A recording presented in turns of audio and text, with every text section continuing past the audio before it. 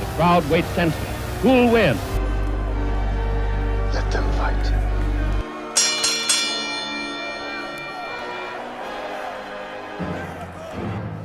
We're finally back to the good old days of the 1950s. Here, everyone's biggest problems were who's taking who to the dance, which car can go fastest, and of course, the monster rampaging through downtown. Particularly, the 50s had a big problem with giant bugs. There were 2 giant ant movies, one of which I covered last year, a giant scorpion, giant grasshoppers, a giant praying mantis, and finally, everyone's favorite, giant spiders. It basically writes itself. Take one of the most common fears in the world and make it 100 times bigger. Apparently, producers really liked this idea because they made 2 of them. Today, it's a battle of the giant spiders. Our first movie of the day is Tarantula. We're thrown right into the action as a bloated, disfigured man stumbles through the desert before collapsing. Dr. Hastings is called to examine the body, but is soon dismissed after a close friend of the deceased, Professor Deemer, identifies and diagnoses the body. He identifies the disease as acromegaly, but Dr. Hastings doesn't believe that it could develop so quickly.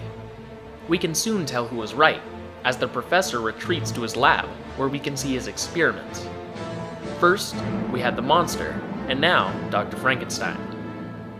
The professor is experimenting with growing animals, and we see a giant guinea pig. Now that's a movie I'd want to see. Hollywood, let's get the ball rolling on a giant guinea pig movie. Unfortunately, for the professor, another experiment gone wrong stumbles in and attacks him, setting the laboratory ablaze. With all of his experiments ruined, the doctor now has to start over. But, unbeknownst to him, one experiment was able to escape. Back in town, a new lab assistant, Stephanie Clayton, hitches a ride to the laboratory with Dr. Hastings. Once at the lab, Professor Deemer gives them both a tour of the now destroyed lab, and calms Dr. Hastings' anxieties about the strange death. Satisfied, Hastings heads back. A bit later, Hastings takes Stephanie out to the desert, where the pair are almost caught in a landslide. Fortunately, they both escape unharmed, and drive away before encountering what caused the rocks to shift. Hastings takes her back to the lab, where Stephanie demonstrates the miraculous research. A rabbit, only 6 days old, appears 4 months old, and a rat injected early in the morning has doubled in size. Dr. Hastings heads home, and Deemer confronts Stephanie, telling her to keep visitors out. Stephanie is shocked to see that Deemer has begun to develop the deformities associated with acromegaly. On his way home, Hastings stops by a farm to find piles of bones and a pool of a mysterious liquid. With no leads, the doctor returns home. The tarantula continues its rampage, killing a rancher and throwing a truck from the road, leaving pools of venom in its wake. As true doctors do, Hastings decides to taste it. Later, when talking on the phone with Stephanie, Stephanie is attacked, and Hastings rushes to the lab to find a madly malformed Deemer dying.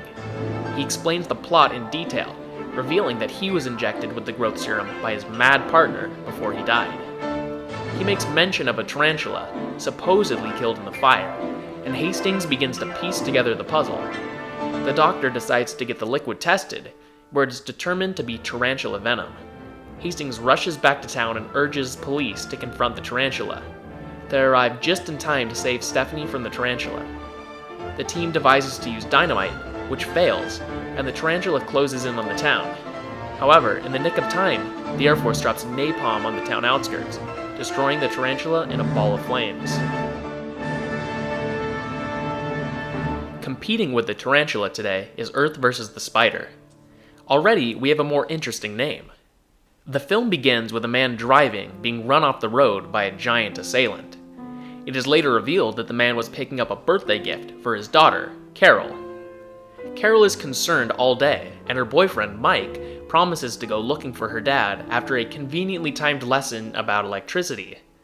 After watching enough of these movies, you begin to notice the not-so-subtle foreshadowing more and more.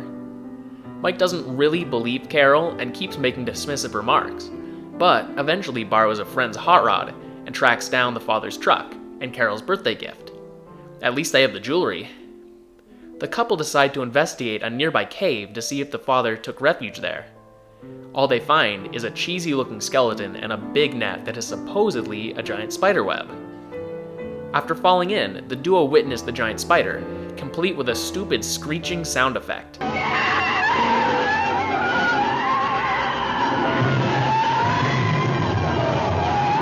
I wasn't aware that spiders could scream. The pair escape and make their way back to town.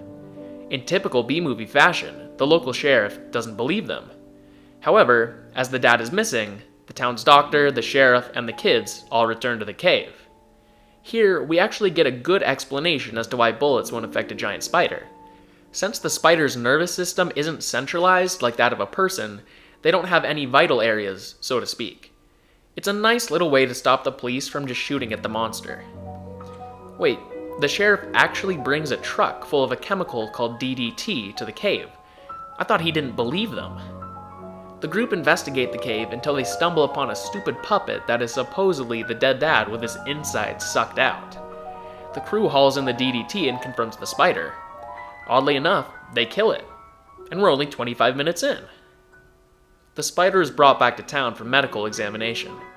The plot then takes a bit of a break with some scenes around town.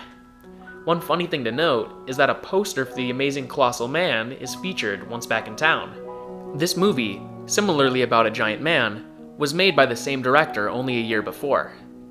Next, we get a dance scene as the club practices in the auditorium where the spider is being held. I might be slightly off-put from dancing next to a carcass of a giant spider, but that's just me. The music awakens the spider, who then goes on a rampage through town. Conveniently, the spider happens to go directly to the doctor's house where his wife is waiting. Seems like the heroes in these monster movies never do get a break. After saving the wife, the spider leaves for his cave, and the city becomes a ghost town. This part might be the creepiest part of the whole movie. It's pretty uncommon to see the aftermath of these attacks in a monster movie. Anyway, the group decides to seal off the cave entrance to stop the spider from escaping. Little do they know, Mike and Carol took another trip to the cave and were trapped inside with the explosion. The sheriff and the doctor concoct a plan to dig in from the roof of the cave and rescue the teens that way. They also propose lowering electrodes inside the cave to fry the spider. The spider announces its presence with one more ghastly shriek and is burnt alive. Another happy ending. In the last minutes, the sheriff drops some TNT onto the spider's corpse. Better safe than sorry, I guess. These two films are pretty different for movies both involving a giant spider. Tarantula spends a lot of time setting up its monster and its creators and gives us very little time with the actual spider, whereas Earth vs. the Spider jumps right into business and doesn't explain its villain all that much. Earth vs. the Spider takes better advantage of its setting, with lots of 50s references. Tarantula could have taken place in any decade, for better or for worse. Earth vs. the Spider had the better ending, with the electricity set up beforehand, and an explosive ending to boot. Tarantula's ending felt a little too quick and forced. I'm not a huge fan of endings where the military can literally swoop in and save the day. Despite this, Tarantula was, for me, the stronger film.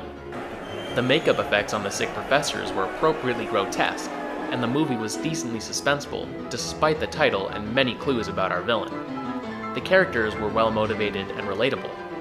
This is rare enough for a giant monster movie, but it felt especially odd when compared with the bland protagonists of Earth vs. the Spider. I love some 50s nostalgia, but it almost feels as though the actors in Earth vs. the Spider were playing 50s characters and not just characters. This, plus what I felt to be an overuse of the spider, makes Tarantula stand out amongst the two. Maybe if the filmmakers combined the ending of Earth vs. the Spider and the rest of Tarantula, we'd have a complete B-movie. But, as it stands, Tarantula wins by a landslide.